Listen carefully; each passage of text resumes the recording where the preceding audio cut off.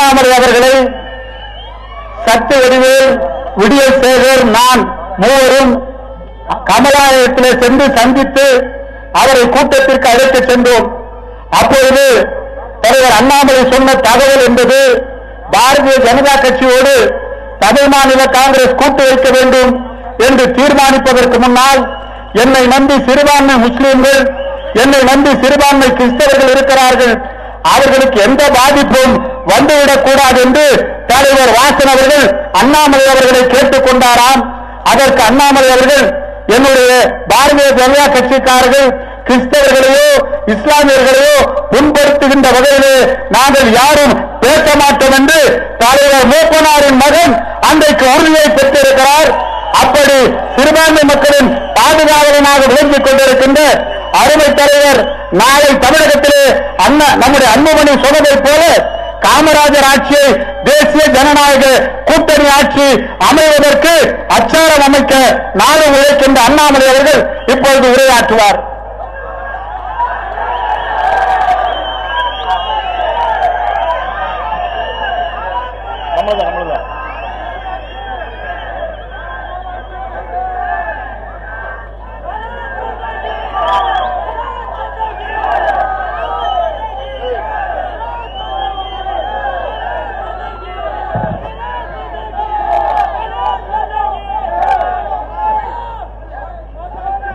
அன்பார்ந்த பெரியவர்களே, தாய்மார்களே, அன்புக்குரிய சகோதர சகோதரிகளே,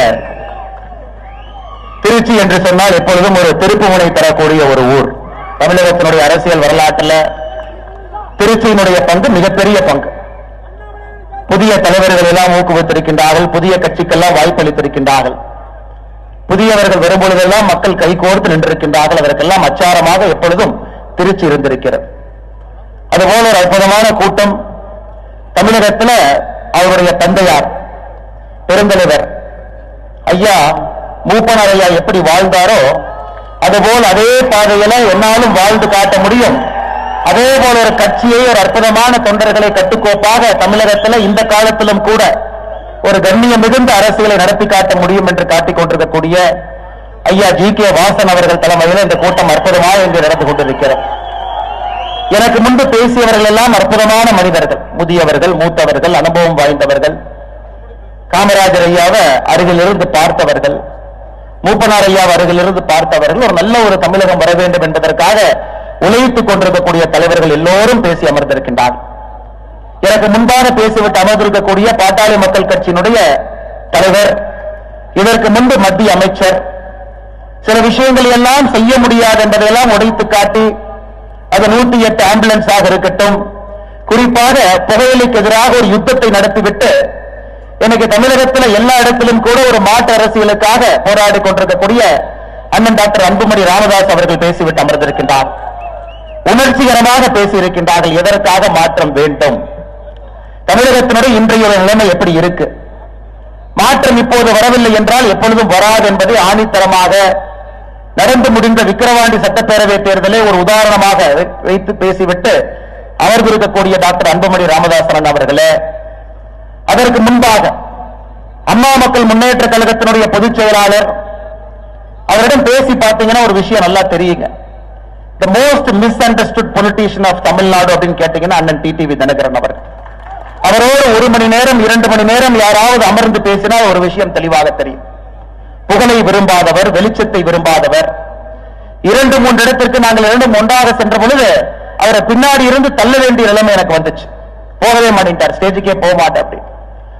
நிறைய படிக்கக்கூடிய ஒரு மனிதர், பண்பானவர், பாசமானவர், அப்படிப்பட்ட அற்புதமான ஒரு தலைவர் அண்ணன் டிடிவி தினகரன் அவர்கள் மிக அற்புதமாக பேசிவிட்டு அமர்ந்திருக்கின்றார்கள். அவர்களுக்கும் என்னுடைய வணக்கத்தை செலுத்தி, பாரதிய ஜனதா கட்சியினுடைய அகில இந்திய தலைவர் திரு ஜே.பி. நட்டாஜி அவர்களுடைய பிரதிநிதியாக விக்கிரவாண்டிக்கு 2 வாரத்திற்கு முன்பு வந்திருந்தார்கள். இன்று திருச்சிக்கு ஓடோடி வந்திருக்கின்றார்கள். என்னுடைய அன்பு தலைவர் ஜி.கே. வாசன் அவர்கள் நடத்தக்கூடிய கூட்டத்திற்கு நான் வரவில்லை என்றால் அது மாபெரும் சரித்திர தவறாகிவிடும் என்று இந்த ஒரு கூட்டத்திற்காக வந்திருக்கக்கூடிய அண்ணன் பொங்குலட்டி சுதாகர் ரெட்டிஜி அவர்களே, என்னுடைய அரசியல் ஆசான் என்று சொல்லுவேன். அவர் வைக்கக்கூடிய பரீட்சையில பாஸ் பண்றது ரொம்ப கஷ்டங்க ஐயா. அவரை போலவே மற்றவரும் இருக்க வேண்டும் என்று நினைக்கக்கூடிய ஒரு மனிதர் காமராஜர் மக்கள் கட்சியினுடைய தலைவராக இருக்கக்கூடிய ஐயா தமிழரவி மணியன் அவர்கள். அவர் பேசிட்டாரு, நம்ம கை தட்டிட்டோம், எல்லாருமே ரசிச்சோம், அற்புதமா பேசினாரு, அமர வைத்திருக்கின்றோம். அவர் இல்லத்திற்கு சென்றீங்கன்னா the price one pays for their honesty, நேர்மையாக ஒரு மனிதன் இருந்தால் என்ன விலை கொடுக்க வேண்டும் என்பதற்கு தற்காலிக அரசியல்ல, இந்திய அரசியல்ல உதாரணமாக இருக்கக்கூடிய ஒரு தலைவர் ஐயா தமிழருவி மணியன் அவர். அவருடைய புத்தகம் வழிபோக்கனுடைய வாழ்க்கை பயணம் புத்தகத்தை படிச்சிருப்பீங்க, சில பேர் படிக்காம இருக்கலாம். அதுபோன்ற அவருடைய வாழ்க்கையை உத்து பார்த்தீங்கன்னா, அவருடைய மனைவிக்கு இதயத்திலே ஒரு நோய் இருந்தாலும் கூட தன்னுடைய கையில் எவ்வளவு பணம் இருக்கிறது, அதற்கு தகுந்தாற்போல் மருத்துவ வசதி இருக்க வேண்டும். அவருடைய உற்றார்கள், உறவினர்கள், சொந்தக்காரர்கள் மீது பாசத்தை வைத்திருப்பவர்கள் யார் கொடுத்தாலும் கூட அதை ஏற்றுக்கொள்ள மாட்டேன் என்று ஒரு யுத்தத்தை நடத்தி இன்னைக்கு அவருடைய மனைவி சித்த வைத்தியம் ஆயுர்வேத முறையில அதற்கான ஒரு தீர்வை பார்த்து கொண்டிருக்கின்றார். அவர் சொன்னது போல 2 லட்சமே கொஞ்சம் அதிகம் தாங்க. புத்தகத்தினுடைய மதிப்பு மட்டும் ஒரு 5 லட்சம் ரூபாய் வரலாம் அவருடைய இல்லத்துல. ஆனா நிச்சயமா பணம் என்பது 2 லட்சத்திற்கு குறைவாகத்தான் இருக்கும். இன்னைக்கு இருக்கக்கூடிய முதலமைச்சரை பல பேர் சமாதானம் பண்ணி அவருக்கு ஒரு வீடு ஒதுக்க வேண்டும் என்று சொன்ன பொழுது கூட அது வேண்டாம் என்று மறுத்துவிட்டு அவருடைய சொந்த மகள், உண்மையை சொல்லணும் அப்படின்னாங்க, அவருடைய சொந்த மகள் திருமணமான மருமகங்கிட்ட ஒரு அண்டர்ஸ்டாண்டிங் போட்டு ஒரு அபிடவிட் போட்டு அவங்களுடைய வீட்டை மாச வாடகைக்கு இருக்கக்கூடிய அற்புதமான தலைவர் தமிழருவி மணியன் அவர். ஆனால் அவருக்கு நாம் செய்யக்கூடிய பெருமை என்பது கை தட்டுவதை தாண்டி நாம் எல்லோரும் கூட அரசியல்ல அவர் நினைக்கக்கூடிய ஒரு மனிதர்களாக மாறுவதற்கு இது ஒரு வாய்ப்பாக எடுத்துக்கொள்ள வேண்டும் என்பது என்னுடைய தாழ்மையான ஒரு கருத்தாக இந்த மன்றத்தில் நான் வைக்கின்றேன். அண்ணன் OPS அவர்கள் ஒரு தர்ம யுத்தத்தை நடத்தி சமீபத்தில் நாம் பார்த்திருக்கின்றோம். அண்ணனுக்கு தமிழகம் முழுவதுமே மக்கள் இன்னைக்கு OPS அண்ணன் அவர்கள் எடுத்திருக்கக்கூடிய முடிவு, அவருடைய தெளிவு, அவர் பயணிக்கக்கூடிய பாதையில மக்கள் எல்லோரும் விரும்ப ஆரம்பித்திருக்கின்றார்கள். அவருடைய பிரதிநிதியாக வந்திருக்கக்கூடிய முன்னாள் அமைச்சர் அண்ணன் வெல்லமண்டி நடராஜன் அவர்களுக்கு என்னுடைய வணக்கத்தை தெரிவித்து, தமிழர் தேசிய கட்சி முத்தையர் சமூகத்தினுடைய ஒரு தனித்தன்மை வாய்ந்த தலைவராக இருக்கக்கூடிய அண்ணன் CK செல்வகுமார் அவர்கள் மேடையின் மீது இருக்கின்றார்கள். அவருக்கும் என்னுடைய வணக்கத்தை தெரிவித்து, IJK கட்சியின் சார்பாக வந்திருக்கக்கூடிய அண்ணன் ரகுபதி அவர்கள், மேடையின் மீது இருக்கக்கூடிய எல்லா முக்கியமான தலைவர்களுக்கும் இந்த நேரத்தில் என்னுடைய வணக்கத்தை தெரிவித்துக் கொள்கின்றேன். அன்பு சகோதர சகோதரிகளே, கர்ம வீரர் காமராஜர் ஐயாவை பற்றி இந்த மேடையில ஒரு மனிதன் குறைவாக பேச வேண்டும் என்றால் அது நான் தான் காரணம். அவரை பார்க்கவில்லை, அவரோடு பழகவில்லை. மேடையில் இருக்கக்கூடிய தலைவர்கள் பேசியதை கேட்டு இப்படிப்பட்ட ஒரு மனிதன் வாழ்ந்திருக்கின்றார் என்று நானும் உங்களை போல் மெருகேற்றிக் கொண்டிருக்கின்றேன். அதே போல தமிழகத்திலே ஒரு அரசியல் மாற்றம், ஆட்சி மாற்றம் இரண்டும் நடக்க வேண்டும் என்று மேடையில் இருக்கக்கூடிய தலைவர்கள் எப்படி கங்கணம் கட்டிக் கொண்டிருக்கின்றார்களோ அதிலே நானும் ஒருவனாக இருக்கின்றேன். நான் சார்ந்திருக்கக்கூடிய பாரதிய ஜனதா கட்சியும் சரி, மேடையில் இருக்கக்கூடிய எங்களுடைய தலைவர்களும் சரி, தொண்டர்களும் சரி, கங்கணம் கட்டிக் கொண்டிருக்கிறோம். தமிழகத்திலே ஆட்சி மாற்றம் நடக்க வேண்டும் என்றால் முதல்ல அரசியல் மாற்றம் நடக்க வேண்டும் என்பது நம் எல்லோருடைய கருத்து. அரசியல் மாற்றம் நடக்காம ஆட்சி மாற்றம் நடப்பதற்கு வாய்ப்பே இல்லைங்க, வாய்ப்பே இல்லை. 2026 புதிய ஒரு ஆட்சியை பார்க்க வேண்டும். தேசிய ஜனநாயக கூட்டணியினுடைய கூட்டணி ஆட்சியை பார்க்க வேண்டும்.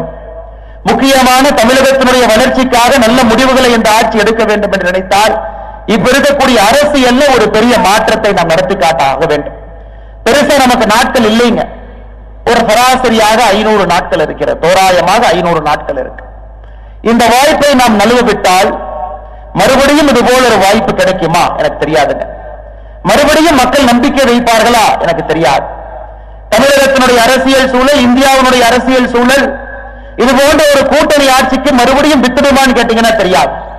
இந்த 500 நாட்களை நாம் முறைப்படி எவ்வாறு பயன்படுத்திக் கொள்கின்றோமோ அது 2026 தமிழகத்தில் எப்படிப்பட்ட ஆட்சி வரும் என்பதற்கு சான்றாக இந்த 500 நாட்கள் இருக்க வேண்டும் என்பது என்னுடைய விருப்பம் மட்டுமல்ல, எங்களுடைய வேள்வியும் கூட. அன்பு சகோதர சகோதரிகளே, பெரியவர்களே, தாய்மார், இன்னைக்கு நாம GK வாசன் ஐயாவை பத்தி பேசுறோம், கர்ம வீரர் காமராஜன் ஐயாவை பத்தி பேசுறோம். இன்னைக்கு கர்ம வீரர் காமராஜர் ஐயாவை போல இந்திய அரசியல்ல ஒரு மனிதன் அவருக்கு நிகராக ஒரு ஆட்சியை கொடுத்திருக்க முடியும். ஆனால் ஆண்டவன் அந்த கருணை அவருக்கு கொடுக்கவில்லை என்றால் அது GK மூப்பனார் ஐயா மட்டும்தான். வேறு யாருக்குமே அது பேசுவதற்கு கூட தகுதி இல்லை. அவரை சார்ந்தவர்கள் எல்லோரும் இங்க இருக்கிறோம்.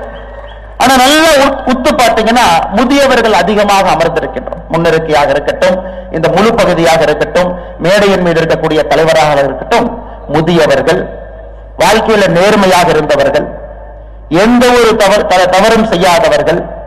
ஜென்டில்மேன் பாலிடிக்ஸ் தமிழ்நாட்டில் இருக்குன்னா அது தமிழ் மாநில காங்கிரஸ் தான் இருக்குன்னு சொல்ற அளவுக்கு அங்க இருக்கக்கூடிய நான் கைத்தடலுக்காக சொல்லுங்க, எதற்காக இந்த கருத்தை நான் பதிவு செய்யறேன்னா, இதை எப்படி இளைய தலைமுறைக்கு நாம கொண்டு செல்ல போறோம்.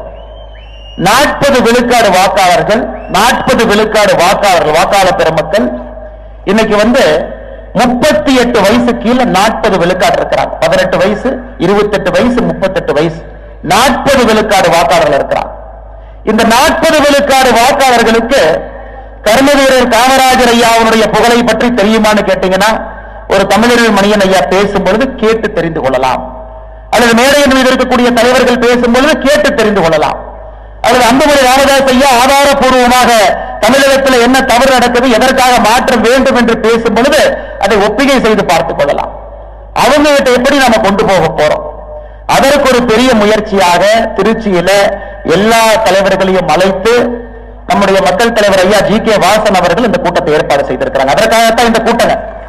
122 ஆண்டுகள் கர்மவீரர் காமராஜர் ஐயா பிறந்து அவருடைய புகழ் பேசாத மேடைகள் தமிழகத்தில் இல்லைங்க, எல்லா இடத்துலயும் பேசியாச்சு.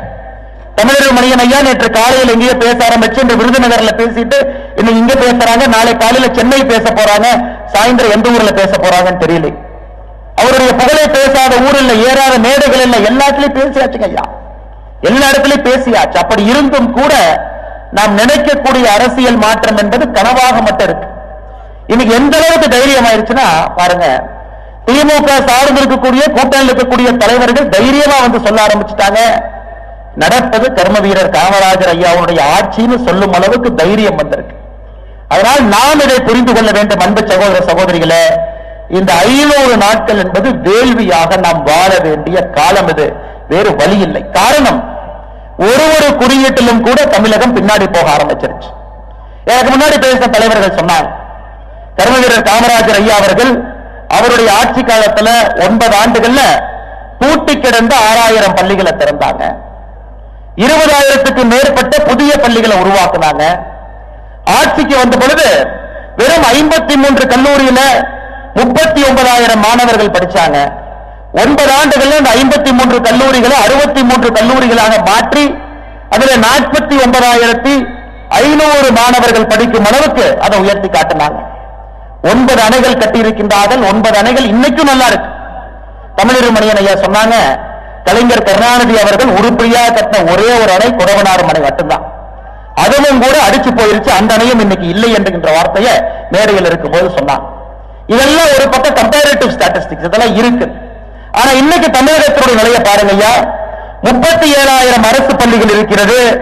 அதுல 4,500 அரசு பள்ளிகள்ல தலைமை ஆசிரியர்கள் கிடையாது. 37,000 பள்ளியில 4,500 அரசு பள்ளிகள்ல தலைமை ஆசிரியர்கள் கிடையாது. 19,260 ஆசிரியர் பணியிடங்கள் இன்னைக்கு காலியா இருக்குதுங்க. இன்னைக்கு புள்ளி உரம் எடுத்துக்கிட்டீங்கன்னா 19,260 ஆசிரியர் பணி. 10,000 பள்ளிக்கூடத்தினுடைய கட்டடங்கள் சிதிலமடைந்திருக்கிறது என்று 3 ஆண்டுகளுக்கு முன்பு பட்ஜெட் கூட்டத்தொடர்ல தமிழகத்தினுடைய அமைச்சர் ஒப்புக்கொண்டிருக்கின்றார். 10,000 பள்ளிக்கூடங்கள் சிதிலமடைஞ்சிருக்கு. ஆனா இத்தனை காலமாக எத்தனை பள்ளிக்கூடங்கள் இந்த 3 ஆண்டுகள்ல கட்டி இருக்கின்றார்கள், புதுப்பித்திருக்கின்றார்கள் என்கின்ற கணக்கு நம்ம யாருகிட்டயுமே இல்லைங்கய்யா. தொடர்ந்து பேசிக்கிட்டே போலாம். காமராஜர் ஐயாவுடைய காலம் என்னைக்கு, இன்னைக்கு தமிழகம் எப்படி இருக்குன்னு பாருங்க. இன்னைக்கு இந்தியாவுடைய வளர்ச்சி பிரதேசமாக கிட்டத்தட்ட 45 ஆண்டுகள் இந்தியாவுடைய 2வது பெரிய பொருளாதார மாநிலமாக இருந்த தமிழகம் இன்னைக்கு 3வது இடத்துக்கு போயிருக்கோம். 2வது இடத்திற்கு உத்தரப்பிரதேசம் வந்திருக்கின்றார். 2029 முடியும் பொழுது தமிழகம் உறுதியாக இன்னைக்கு இருக்கக்கூடிய நிலைமை எடுத்தீங்கன்னா 5வது இடத்திற்கு சென்றிருப்போம். 45 ஆண்டுகள் தக்க வைத்த 2வது இடத்தை விட்டுக் கொடுத்து 2029 முடியும் பொழுது 5வது இடத்திற்கு பொருளாதாரத்தில் செல்ல ஆரம்பிக்கின்றோம். அப்படி இருக்கும் பொழுது நம்முடைய குழந்தைகள் வாழக்கூடிய தமிழகம் எப்படி இருக்கும் என்கின்ற சிந்திச்சு பார்த்தீங்கன்னா பயமா இருக்கு, கவலையா இருக்கு. இந்த நம்முடைய தமிழ்நாடு என்ன ஆகும் என்று நினைக்கும் பொழுது படபடப்பு வந்து விடுகிறது. எந்த குறியீடு எடுத்து பார்த்தாலும் கூட கீழே போக ஆரம்பிச்சிட்டோம். வெளிநாட்டிலிருந்து வரக்கூடிய முதலீடு இன்னைக்கு இந்தியாவில் 6வது இடத்தில் இருக்கின்றோம். மாணவர்களுடைய கற்கும் திறன் 5ஆம் கிளாஸ் 8ஆம் கிளாஸ் கற்கும் திறன் எடுத்துக்கிட்டீங்கன்னா தென்னிந்தியாவில் கடைசி இடத்தில் இருக்கின்றோம். அது கேரளாவாக இருக்கட்டும், புதுச்சேரியாக இருக்கட்டும், கர்நாடகாவாக இருக்கட்டும், ஒன்றுபட்ட ஆந்திர பிரதேசாக இருக்கட்டும், தென் இந்தியாவில் கடைசி இடத்துல இருக்கிறோம். இன்னைக்கு இப்படிப்பட்ட தமிழகத்தை உருவாக்கிவிட்டு நாங்கள் கொடுப்பது கர்மவீரர் காமராஜர் ஐயாவுடைய ஆட்சி என்று மார்த்தட்டினால் நீங்க என்ன சொல்லுவீங்க? நீங்க சொல்லுங்க ஐயா. எனக்கு அதையெல்லாம் தாண்டி ஒருபடி போயிட்டாங்க. சத்தியமூர்த்தி பவன் அதனுடைய மாட்சி எப்படி இருந்தது பாரு. கர்மவீரர் காமராஜர் ஐயா சென்ற இடம், அமர்ந்த இடம், மாபெரும் தலைவர்கள் சென்ற இடம், ஐயா மூப்பனார் ஐயா அவர்கள் வாழ்ந்த சென்ற இருந்த இடம், அண்ணன் ஜி கே வாசா அவர்கள் தமிழகத்தினுடைய தலைவராக சத்தியமூர்த்தி பவன்ல இறந்த இடம். இன்னைக்கு சத்தியமூர்த்தி பவனுடைய நிலைமை என்ன, காங்கிரஸ் கட்சியினுடைய தலைவர் எப்படிப்பட்டவர் என்பதை கடந்த 10 நாட்களாக நாம் பேசிக்கிட்டே இருக்கிறோம். யார் வந்திருக்கிறாங்க, என்ன செஞ்சிருக்கிறாங்க, எப்படிப்பட்ட குற்றம் புரிந்தவர்கள் இன்னைக்கு காங்கிரஸ் கட்சியினுடைய தலைவராக இருக்கிறாங்க. அந்த கட்சியில் இருக்கக்கூடிய அண்ணன் EVKS இளங்கோவன் அவர்கள் அப்படிப்பட்ட தலைவரை வைத்துக் கொண்டு மார்க்கெட்டிக் கொண்டிருக்கின்றார்கள். நடக்கக்கூடிய ஆட்சி கர்மவீரர் காமராஜர் ஐயாவுடைய ஆட்சி. அதனால்தான் அன்பு சகோதர சகோதரிகளே, இந்த வாய்ப்பை நழுவிவிட்டால் திரும்ப இந்த வாய்ப்பு வருமானு கேட்டீங்கன்னா நிச்சயமாக கிடையாது. 1967 தேர்தல் களத்துல திராவிட முன்னேற்ற கழகம் 6 கட்சிகளை இணைத்து கர்மவீரர் காமராஜர் ஐயாவை வீழ்த்த வேண்டும் என்று திட்டம் போட்டு களத்துல வந்தார். அந்த கர்மவீரர் காமராஜர் ஐயா அவர்கள் ஒரே ஒரு வார்த்தையை மட்டும்தான் சொன்னார். ஓட்டரசியலுக்காக ஒரு கட்சியை இணைத்து அதை கூட்டணி என்று சொல்வதற்கு எனக்கு விருப்பம் இல்லை என்று சொன்னார். தனியாக என்னுடைய கொள்கைப்படி நான் சந்தித்து வெற்றியோ தோல்வியோ பார்த்துக் கொள்கின்றேன் என்று. அவருக்கு எதிர்ப்புறத்திலே 6 கட்சிகள் ஒன்றாக இருந்து இன்னைக்கு அதேதான் இந்தியால இந்தி கூட்டணி அதையே திரும்ப செய்த ஆரம்பித்திருக்கின்றார். எல்லா கட்சிகளும் யாராக இருந்தாலும் கூட நாங்கள் ஒன்றாக வைத்துக் கொள்வோம். எங்களுடைய ஒரே ஒரு குறிக்கோள் மோடி எதிர்ப்பு மட்டும்தான். பிரதமர் மோடி அவர்களை எதிர்ப்பதற்காக ஒரு கூட்டணி, அதற்காக தலைவர். பாரதிய ஜனதா கட்சி விமர்சனம் செய்யக்கூடிய முதலமைச்சர் ஸ்டாலின் அவர்கள், உதயநிதி ஸ்டாலின் அவர்கள் என்ன சொல்லுவாங்கன்னா, பிஜேபி கட்சி அம்பானி அதானிக்கான கட்சி, அவர்களுக்காக ஆட்சி பண்றா 2024 தேர்தல் முழுவதுமே பரப்புரை செய்தார். ஆனா எனக்கு அம்பானி குடும்பத்தில் நேற்று கல்யாணத்துக்கு முதல் ஆளாக ஓடி சென்றது உதயநிதி ஸ்டாலின் தனி விமானத்துல. அதுவும் கூட உங்களுக்கு தெரியும், கல்யாணத்துக்கு செல்வது தவறு கிடையாதுங்க. ஆனா உள்ளே ஒன்று வைத்துக் கொண்டு புறம் ஒன்று பேசுவது திராவிட முன்னேற்ற கழகத்தினுடைய கொள்கையாக இத்தனை ஆண்டு காலமாக இருக்கு. அதற்கு நேற்று ஒரு சாட்சி. போன வாரம் அதானி அவர்கள் தமிழகத்திற்கு வந்தார். 3 மணி நேரம் மட்டும் தமிழகத்தில் இருந்தார். அவரை முறையாக யாரை சந்தித்திருக்க வேண்டும்? முதலமைச்சரை சந்திச்சிருந்தார் நியாயம், தலைமைச் செயலரை சந்திச்சிருந்தார் நியாயம், முதலமைச்சருடைய பிரதிநிதியாக ஒரு மூத்த அமைச்சரை சந்தித்திருந்தால் நியாயம். ஆனால் லீலா பேலஸ் ஹோட்டல்ல அவர் சந்தித்தது யார் என்றால் முதலமைச்சருடைய மருமகனாக இருக்கக்கூடிய சபரீசனை சந்தித்து விட்டு திரும்பி சென்றிருக்கின்றார்.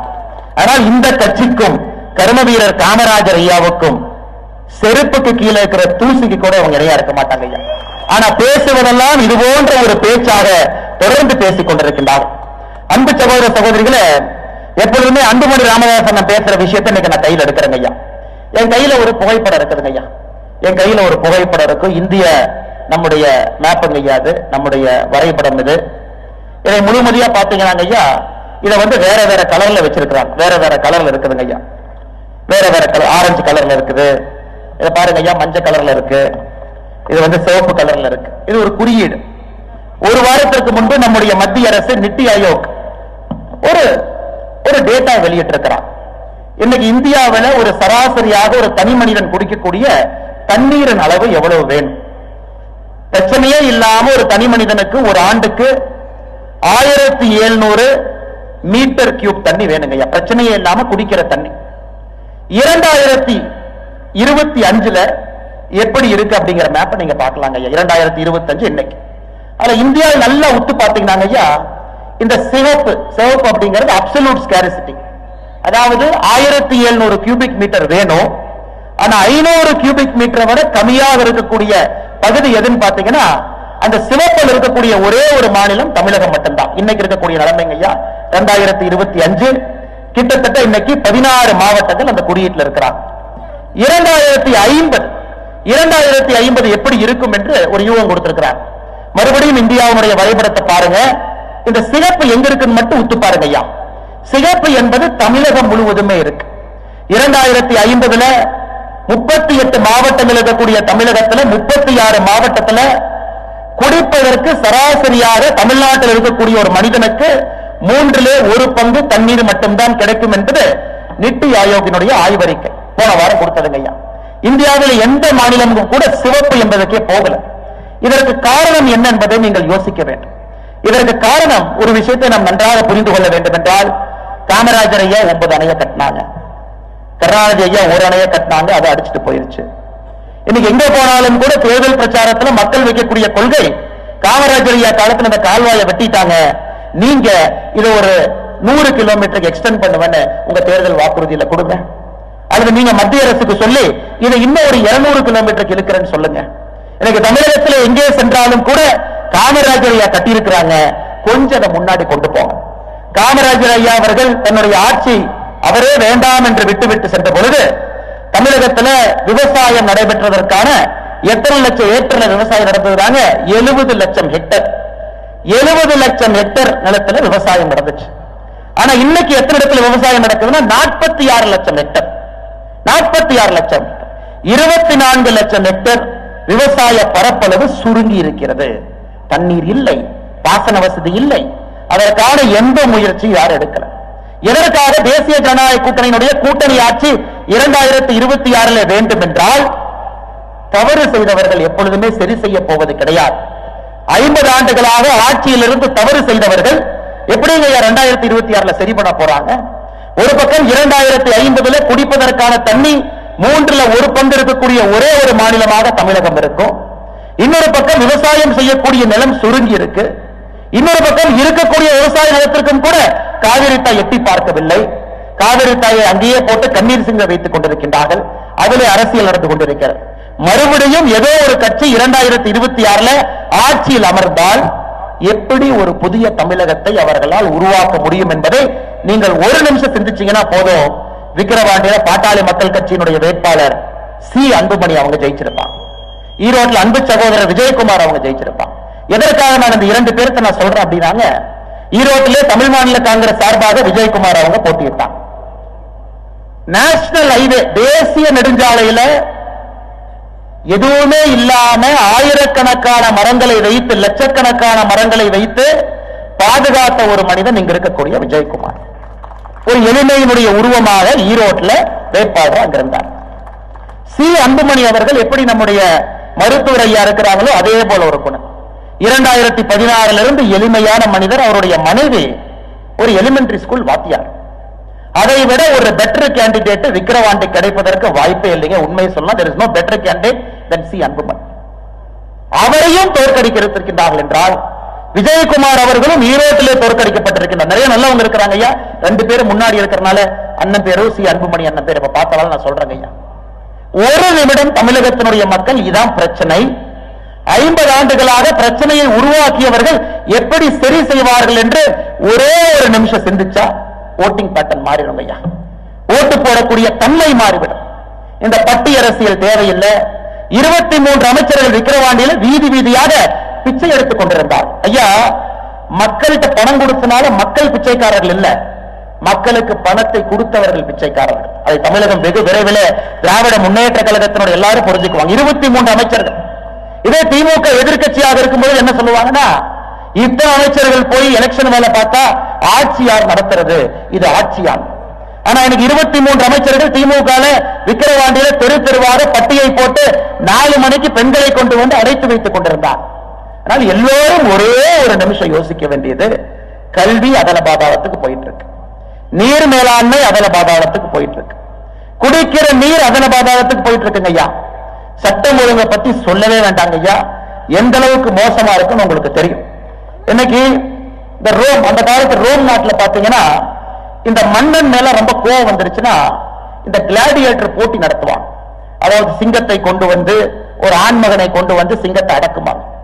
மக்கள் அதை வந்து பார்த்துட்டு ஐயோ சிங்கம் நல்லா இருந்தது, அருமையா அடக்குனாங்கன்னு அந்த மன்னன் மேல இருக்கக்கூடிய கோபத்தை மறந்து விட்டு வீட்டுக்கு சென்று விடுவாங்க என்பதற்காக அந்த கிளாடியேட்டர் கான்டெஸ்ட் ரோம்ல பண்ணுவாங்க. இன்னைக்கு தமிழகத்துல அதே போல திராவிட முன்னேற்ற கழகம் முயற்சி எடுத்துக் கொண்டிருக்கின்றார். உதாரணத்திற்கு இன்னைக்கு காலையில் நீங்க இதை பார்த்திருப்பீங்க, பேப்பரை பார்த்திருப்பீங்க, டிவியை பார்த்திருப்பீங்க. இன்னைக்கு காலையில என்கவுண்டர் அப்படின்னு ஒரு மனிதர் ஒரு தேசிய கட்சியினுடைய தமிழக மாநில தலைவரை பட்டப்பகல்ல ரோட்ல வெட்டி கொள்றாங்க. யாருக்கும் எதற்காக அது நடந்ததுன்னு யாருக்குமே தெரியாது. மேடையில் இருக்கக்கூடிய எல்லா தலைவர்களுமே பல கோணங்களை கொடுத்திருக்காங்க. இதா இருக்கலாமா அதா இருக்கலாமா பாருங்கன்னு. மேடையில் இருக்கக்கூடிய தலைவர்கள் எல்லோருமே திரு ஆம்ஸ்ட்ராங் அவர்கள் இல்லத்திற்கு சென்று துணைவியாரை சந்தித்து விட்டு வந்திருக்கின்றார். யாருக்குமே புரியாத ஒரு மர்மமா இருக்கு. இது பொலிட்டிக்கல் மர்டரா இருக்குமா? இது திராவிட முன்னேற்ற கழகத்தை சார்ந்தவர்களே 3 பேர் உறுப்பினர்கள் அந்த மெயின் அக்யூஸ்ட் 5 பேர்த்துல இருக்கிறார். அப்படி இருக்கும் பொழுது ஒரே ஒரு என்கவுண்டர், ஒரு 62 ரூபாய் புல்லட், 62 ரூபாய் புல்லட்ல இந்த கதையை முடித்து விட்டோம், சரித்திரத்தை மாற்றி எழுதிவிட்டோம் அப்படிங்கறதா இன்னைக்கு என்கவுண்டரை பத்தி பேச வச்சிருக்கிறாங்க. வேற எதுவும் கூட நான் பேசுவதற்கில்லை. அதை தாண்டி இதை பேசுனீங்கன்னா சம்பந்தம் இல்லாம விக்கிரவாண்டியில் அந்த வேட்பாளர், திமுகவுடைய வெற்றி பெற்றக்கூடிய வேட்பாளர் சொல்வது போல, தமிழகத்தில் கையாளாகாத திராவிட முன்னேற்ற கழக அரசு எதையும் செய்ய முடியலனா பழிய தூக்கி மோடி மேல போடும், பழிய தூக்கி மத்திய அரசு மேல போடும். மத்திய அரசு சொன்னாங்க நாங்க செஞ்சோம். ஏன் கரண்ட் பில் ஏத்துன? மத்திய அரசு சொன்னாங்க நாங்க செஞ்சோம். மத்திய அரசு ஜியோ போட்டாங்களா? அமைச்சர் போன் பண்ணி சொன்னாங்களா? மோடி ஐயா கிட்ட சொன்னாங்களா? இல்ல அதெல்லாம் நாங்க சொல்ல மாட்டோம், அதெல்லாம் ராணுவ ரகசியம். இந்தியாவில் எல்லா விவசாயிகளுக்கும் 6000 ரூபாய் வருஷத்துக்கு போதுங்க ஐயா. இதுவரை 17 தவணைக்கு 2000, 34,000 ரூபாய் வங்கி கணக்குக்கு போயிருக்குங்க ஐயா 2019 இருந்து. 2021 தமிழகத்தில் பிரதமர் கிசான் சம்மான் நிதி, பிரதமர் கௌரவ நிதியில பயன்பெற்றவர்கள் 43 லட்சம் விவசாயி, 43 லட்சம் பேர்.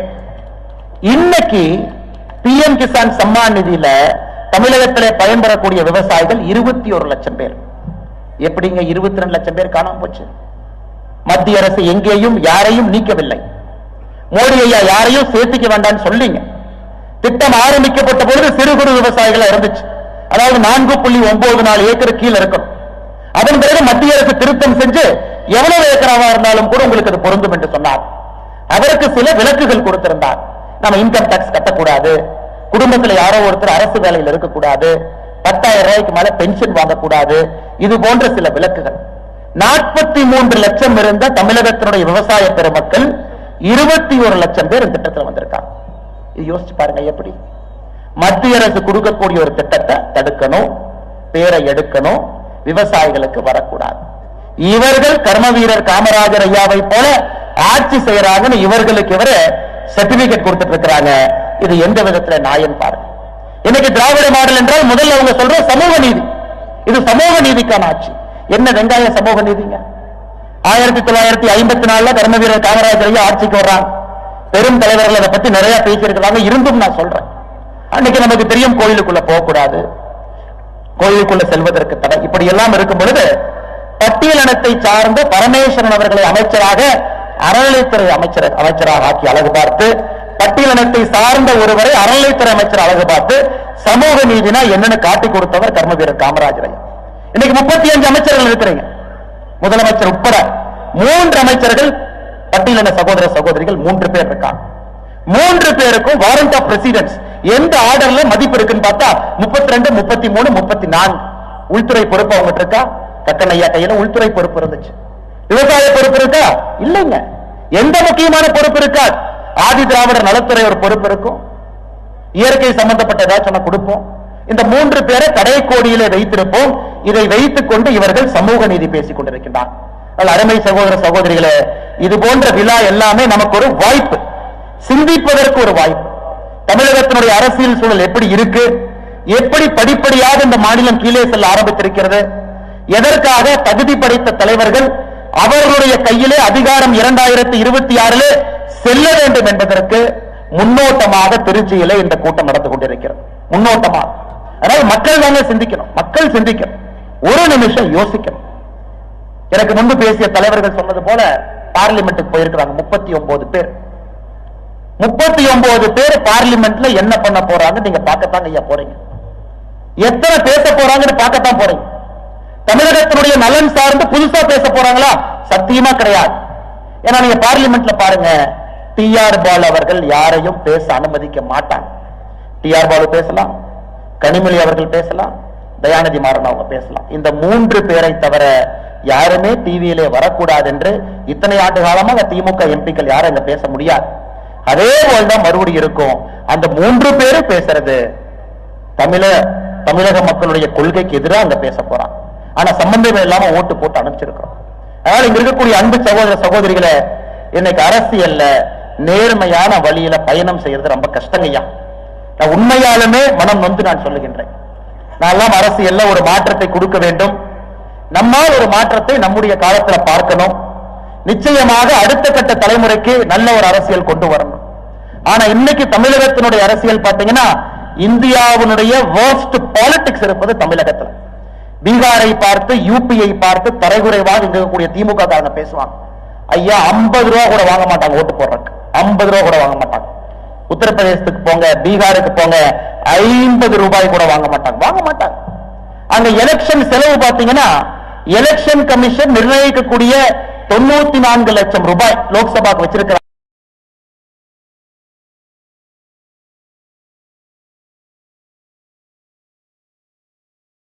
தமிழகத்தினுடைய அரசியல் களத்தை பாருங்க. இங்க இருக்கக்கூடிய யாராவது ஒரு இளைஞன், சாதாரணமான ஒரு மனிதன் தவறி வந்துட்டீங்கன்னா உங்களுக்கும் தமிழருவி மையன் ஐயாவுடைய நிலைமை தான் ஏற்படும். ஐயா வச்சுக்கிட்டே நான் சொல்றேன். ஏன்னா ஐயா வரை தைரியமாக சகித்துக் கொண்டு அதை ஏத்துக்கிட்டாங்க. ஒரு நேர்மைக்கு கிடைத்த பெருசாக தமிழருவி மைய ஐயாவும் ஏத்துக்கிட்டாங்க. என்னாலும் பார்த்துக்கலாம், என்ன நடந்தாலும் நடப்பது நன்மைக்குன்னு ஏத்துக்கிட்டாங்க. ஆனா இன்னைக்கு தமிழகத்தினுடைய இப்ப இருக்கக்கூடிய சூழல் மாறாதவரை நாம் பெரிய தவறு செய்கின்றோம். சரித்திரத்திலே ஒரு பிழையை செய்கின்றோம்.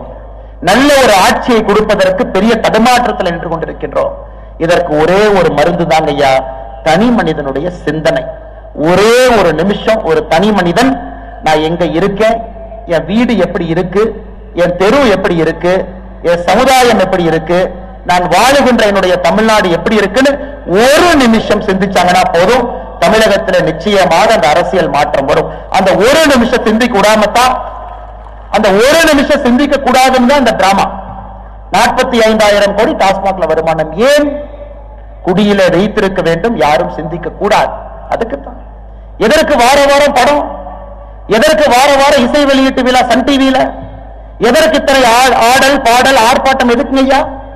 எதுக்குங்கய்யா வார வாரம் ஒரு புதிய பிரச்சனை தமிழக அரசியல கிளப்புறாங்க? ஒரு நிமிஷம் மக்கள் சிந்தித்து விடக்கூடாது என்பதற்கா. தப்பி தவறி மக்கள் ஒரு நிமிஷம் சிந்திச்சுட்டாங்கன்னா தமிழகத்தினுடைய அரசியல் மாற்றம் வந்துவிடும் என்பது எல்லோருக்கும் தெரியும். அதற்காகத்தான் இத்தனை நடந்து கொண்டிருக்கிறது. ஆனால் நம்முடைய கடமை, இந்த நிகழ்ச்சிக்கு நாம் வந்திருக்கின்றோம், எல்லோரும் பங்கேற்றிருக்கின்றோம். நாம் எல்லோரும் கர்ம வீரர் காமராஜர் ஐயாவுடைய புகழை பற்றி பேச போறோம். எல்லோரும் பட்டி தொட்டி எல்லாம் எடுத்து செல்ல போகின்றோம். அது ஒரு பக்கம் ஐயா. நம்முடைய வேலை ஒரு மனிதனையும் சிந்திக்க வைக்கிறதுங்க ஐயா. தயவு செஞ்சு சிந்திக்க வைக்கணும். இதுல பாருங்க ஐயா, இன்னைக்கு நாம தேசிய ஜனநாயக கூட்டணியாக இருக்கும் பொழுது எந்த தொண்டனாக இருந்தாலும் இன்னொரு கட்சிக்கு நாம் விட்டு கொடுத்து பழக வேண்டும்.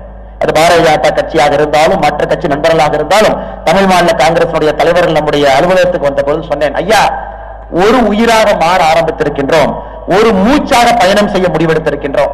இல்ல என்னங்க ஐயா, உங்களுக்காக சில விஷயத்தை நாங்கள் விட்டுக் கொடுக்கின்றோம், எங்களுக்காக சில விஷயத்தை நீங்க விட்டுக் கொடுக்கிறீங்க.